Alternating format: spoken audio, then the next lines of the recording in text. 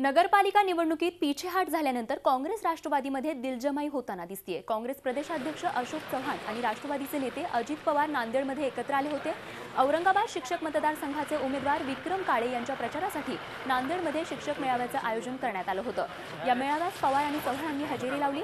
सेना आणि भाजपला जातीयवादी शक्ती संबोधत मतांचे विभाजन रोखण्यासाठी आघाडी करण्याची गरज यावेळी दोन्ही पक्ष नेत्यांनी व्यक्त केली आहे। शिक्षक मतदारसंघाच्या निवडणुकीप्रमाणेच आगामी जिल्हा परिषद निवडणुकीतही शक्य तिथे आघाडी करण्याचा निर्णय घेणार असल्याची प्रतिक्रिया अजित पवार आणि अशोक चव्हाणांनी दिली आहे।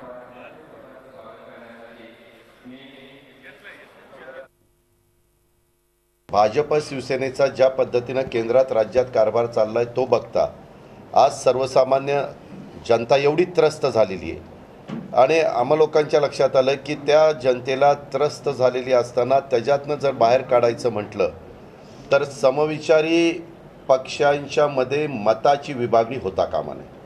ती मतांची विभागणी व्हायची नसेल तर त्याकरता काँग्रेस, राष्ट्रवादी काँग्रेस, शेतकरी कामगार पक्ष असे समविचारी पक्ष एकत्र आले पाहिजे। दोघांनाही आपला पक्ष वाढवायचा पूर्ण अधिकार आहे।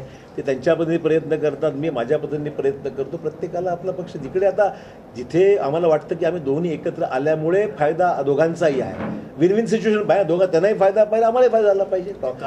दोन्ही पक्षाच्या संख्येमध्ये त्यांनाही त्याचा फायदा झाला, म्हणजे एखादी आघाडी केल्यानंतर त्याचा फायदा दोघांनाही झाला पाहिजे, त्यात काही चूक नाही आहे।